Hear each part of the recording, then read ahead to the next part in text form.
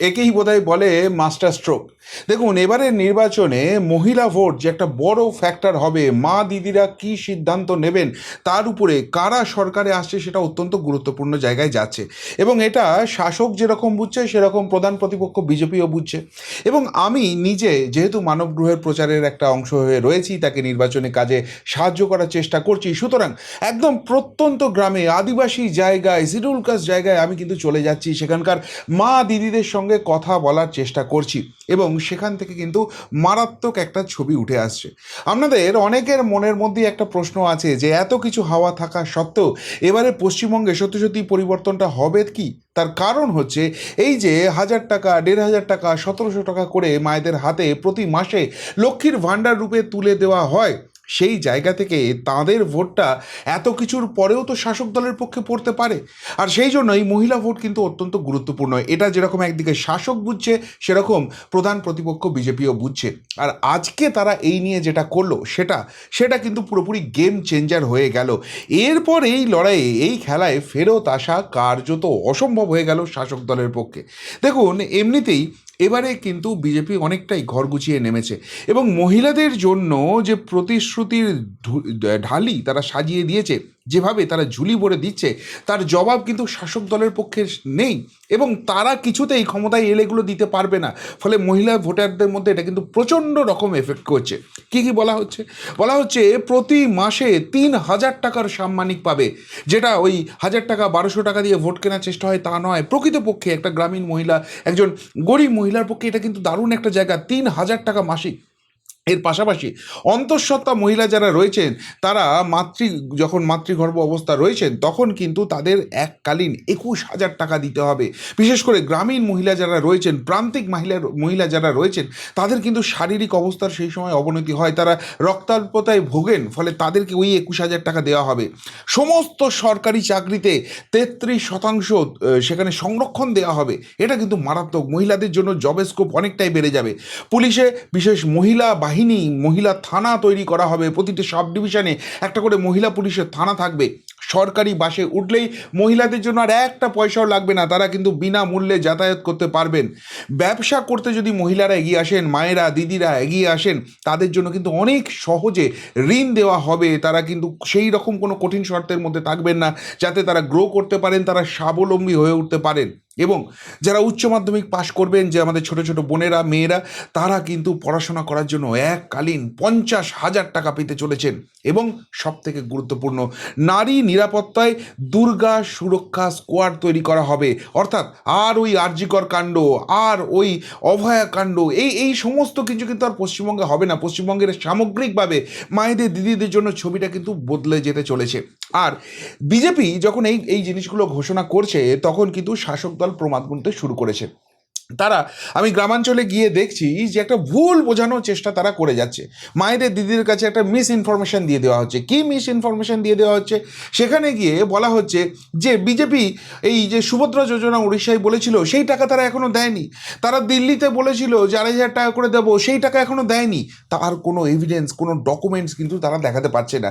শুধু Whisper campaigning চলছে, যাতে এই মায়েদের, এই দিদিদের বিভ্রান্ত করা রাখা যায়। এই মিথ্যাচার করে তারা ভোটে জিততে চায়। আমাদের দিদি তো তোমাদের কথা দিয়েছিল, সেই তো টাকা তো তোমরা পেয়ে যাচ্ছ, বিজেপি এলে কিন্তু টাকা পাবে না। আর এই যে জায়গাটা, এটা আমার মনে হচ্ছে বিজেপির শীর্ষ নেতৃত্বের কাছেও, তাদের নজরেও এসেছে। ফলে আজকে কিন্তু একটা তারা মাস্টার স্ট্রোক দিয়ে দিয়েছে। কি মাস্টার স্ট্রোক দিয়েছে? এখানে মাতৃশক্তি ভরসা কার্ড, এই যে জায়গাটা, 3,000 টাকা করে বিজেপি এই রাজ্যে সরকার গড়লে মায়েদের প্রতি 3,000 টাকার একটা সাম্মানিক দেওয়া হবে। সেইটার একটা প্রতীকী কার্ড কিন্তু এবার বিজেপি দেওয়া শুরু করে দিল, যার শুভ উদ্বোধন আজকে কলকাতায় হলো কেন্দ্রীয় প্রাক্তন মন্ত্রী স্মৃতি ইরানির হাত ধরে। এবং এর পাশাপাশি কালনাতে, সেখানে যারা তাঁতি সমাজ রয়েছে, সেখানেও 10 জনকে কেন্দ্রীয় অর্থমন্ত্রী নির্মলা সীতারামনজি তুলে দিলেন। শুধু তাই নয়, যেটুকুনি আমি খবর পাচ্ছি, সেটা মেমারি বিধানসভাতেও হতে চলেছে, সেটা হচ্ছে এই যে মাতৃশক্তি ভরসা কার্ড, এইটা কিন্তু মহিলাদের কাছে পৌঁছে দেওয়ার ব্যবস্থা করবেন গেরুয়া শিবিরের কর্মীরা।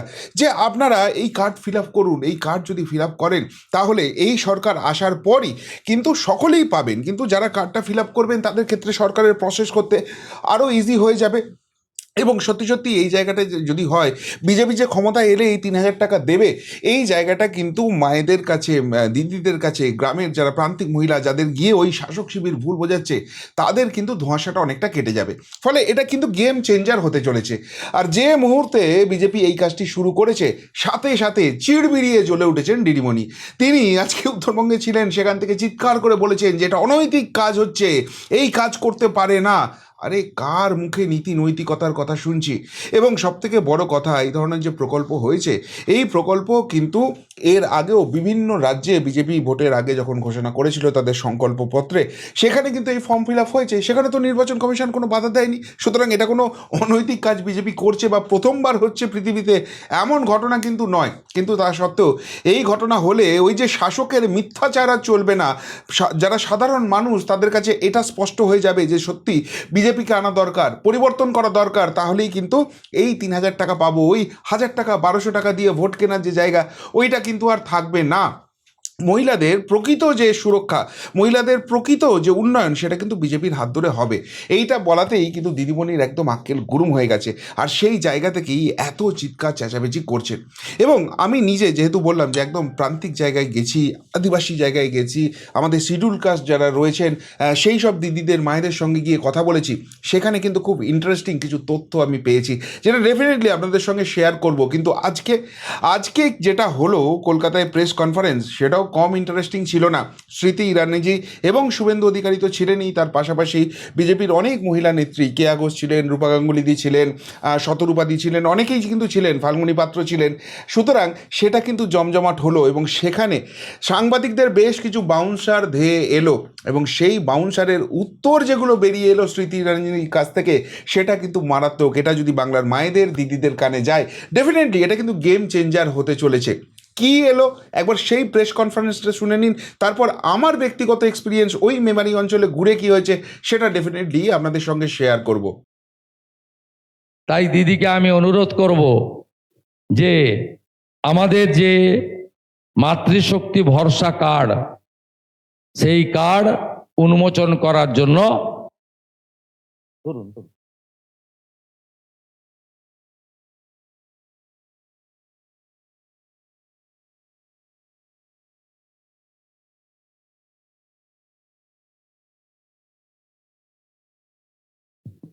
এবারে দিদি 5 জনকে এই মাতৃশক্তি ভরসা কার্ড তুলে দিচ্ছেন।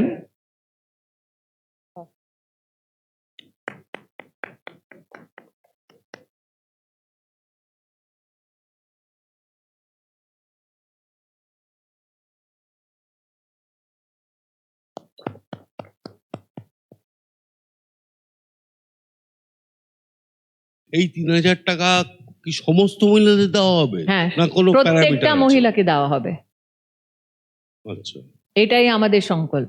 কোনো প্যারামিটার নেই? প্রত্যেকটা মহিলাকে দেওয়া হবে, লিস্ট সরকারের কাছে থাকে, হুম। ওই লিস্টের আমরা একটা প্রয়োজন করে প্রত্যেকটা মহিলাকে পশ্চিমবাংলায় বিজেপির সরকার দিবে, এটা আমাদের সংকল্প। আজকে বিজেপির সংকল্পপত্রে আমরা যুবার জন্যেও ব্যবস্থা করেছি। আমরা যে মেয়েরা আছে ওরা গ্র্যাজুয়েশন কোর্সের জন্য নিজেকে যদি রেজিস্টার করে, ওদের জন্যে 50,000 টাকার সংকল্পটাও করেছি। আর পুরো দেশে যুবা যখন নিজে ব্যবসা করতে চায়, তো মুদ্রা যোজনার শুরুয়াতটাও বিজেপি সরকারই করেছে। আজকে যদি আপনি বাজারে যে হকার্স, ওদের স্বনিধি যোজনা যদি দেখেন, তো পশ্চিমবাংলায় নাগাদ 3,30,000 লোককে আমরা স্বনিধি যোজনার কাভারটা এখানে দিয়েছি। তো গ্রামে শহরে কি ধরনের আমরা ইনভেস্টমেন্ট আনতে পারি, এটার আমরা এক্সিবিট, এক্সাম্পল যেখানে বিজেপি সরকার আছে ওখানে দেখিয়ে দিয়েছি। যেই রাজ্যে ল অ্যান্ড অর্ডার কোল্যাপস হচ্ছে, যেই রাজ্যে মালদা জেলায় জুডিশিয়াল অফিসার্সকে হস্টেজ রাখা হচ্ছে, ওই রাজ্যে যখন মমতা বন্দ্যোপাধ্যায় উনি কথা বলছেন কি কিভাবে ইনভেস্টমেন্ট আসবে, যখন পালায়ন হচ্ছে, আই থিঙ্ক ওই আইরনিটা সবাই পশ্চিমবাংলায় বোঝে। 3,000 টাকা দেওয়ার পাশাপাশি মহিলাদের সশক্তিকরণ, কোনো রকম স্কিল ডেভেলপমেন্ট বা কোর্স কি চালু হবে যাতে নিজের পায়ে মহিলারা দাঁড়াতে পারে? আর পাশাপাশি এমএসএমই থেকে বিভিন্ন প্রকল্পের টাকা বলা হচ্ছে রাজ্য সরকার দিচ্ছে না, অনেক সময় মহিলারা পাচ্ছেন না। বিজেপি সরকার আসলে এই বিষয়গুলোতে আপনারা কিভাবে দেখবেন? আপনি দুটো প্রশ্ন করেছেন।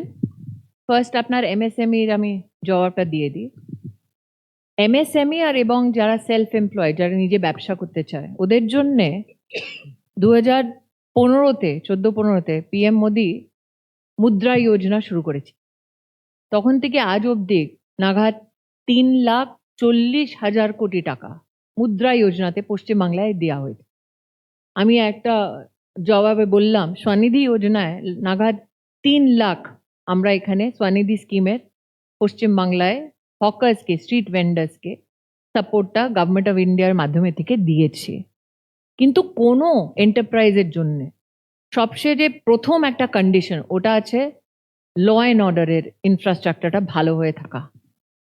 আজকে পশ্চিমবাংলায়, আর চার্জশিটে শুভেন্দুদা আপনি ছিলেন, কত এমএসএমইর আর বিজনেসেস পশ্চিমবাংলা ছেড়ে গেছে? 6,000 থেকে বেশি। This is the evidence of the misgovernance of the TMC in West Bengal. Insofar as আপনি জিজ্ঞেস করেছেন মহিলাদের জন্যে 3,000 টাকা আর কি করছি, আমি যে বললাম প্রেগনেন্ট উইমেন, যে গর্ভবতী মহিলা, ওদের জন্য 21,000 টাকার আমরা কথা বলেছি নিজের সংকল্পপত্রে। আর 75 লাখ লাখপতি দিদি বানাবো পশ্চিমবাংলায়, ওটা আমাদের সংকল্প। শুনলেন বন্ধুরা, আমি যখন ওখানে গিয়ে মায়েদের সঙ্গে, দিদিদের সঙ্গে কথা বলছি, তখন দুটো সেগমেন্ট থেকে দুটো রিপোর্ট কিন্তু পাচ্ছি, যেগুলো কিন্তু মারাত্মক।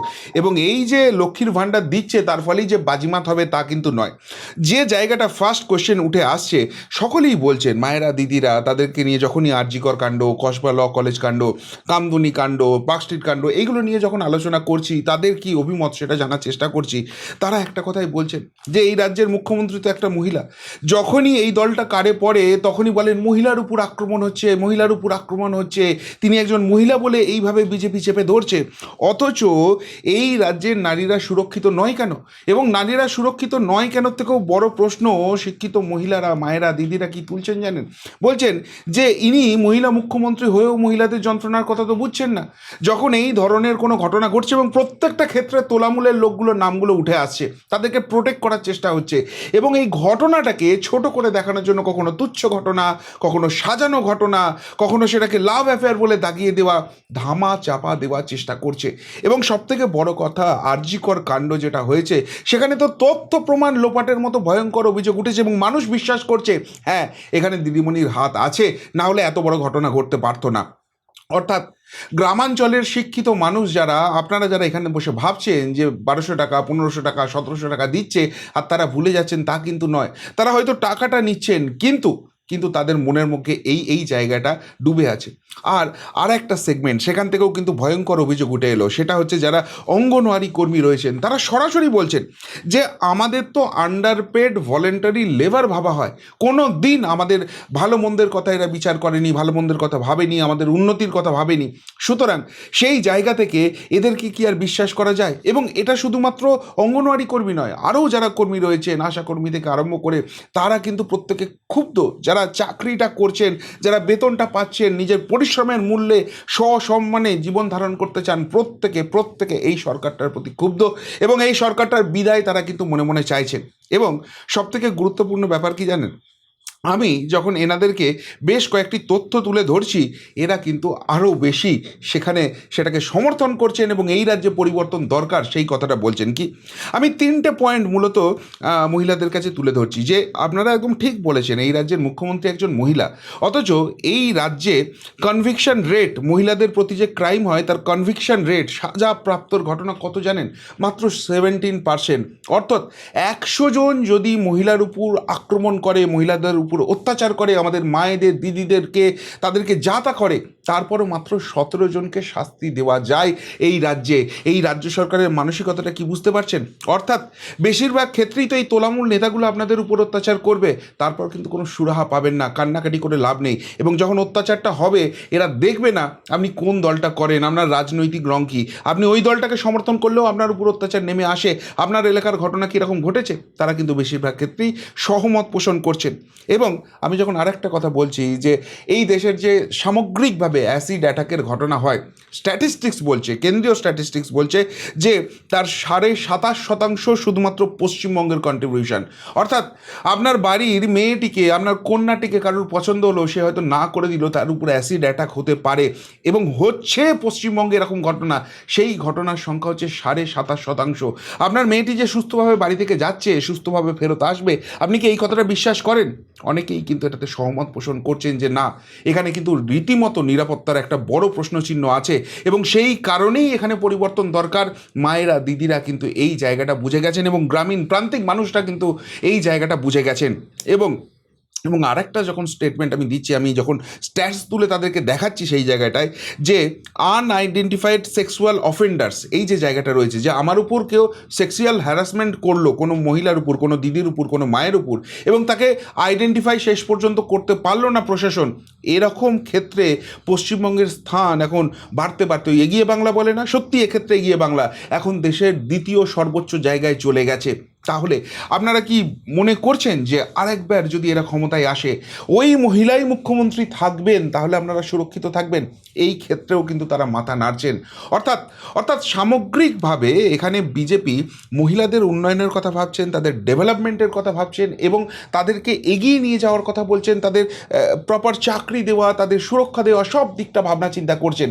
উল্টো দিকে শুধুমাত্র 1000 টাকা, 1200 টাকা, 1500 টাকা, 1700 টাকা দিয়ে ভোট কেনার একটা চেষ্টা করছে, শুধুমাত্র ভোট ব্যাংকের রাজনীতি করার চেষ্টা করছে। এই ছবিটা কিন্তু মানুষের সামনে স্পষ্ট হয়ে যাচ্ছে। এবং সেই জায়গাটায় যখন তারা ভুল বোঝাতে যাচ্ছে, সেই ভুল বোঝানোটাকে কিন্তু আজকে ফুৎকারে উড়িয়ে দিল।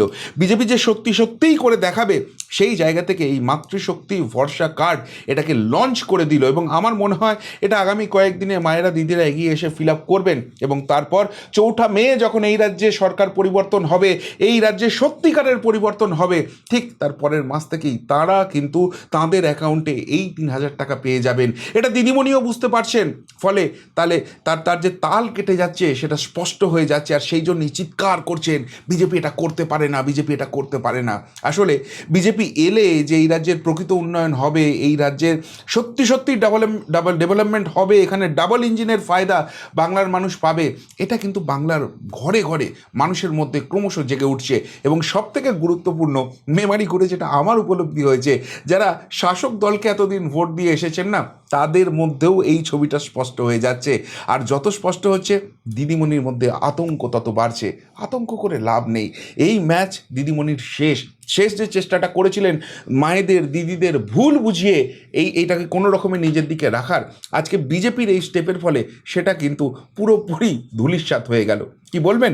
বিজেপির এই যে নতুন পরিকল্পনা এবং সত্যি মানুষকে ভরসা দিতে যে তোমরা পরের মাস থেকেই পাবে, এখানে শুধু পরিবর্তনের সরকারটা করো, এবং সেই জন্য মাতৃশক্তি ভরসা কার্ড লঞ্চ করলো এবং এভাবে গ্র্যান্ড লঞ্চ হলো, সেই নিয়ে যদি কিছু বলার থাকে অবশ্যই কমেন্ট বক্সে কমেন্ট করে জানাবেন।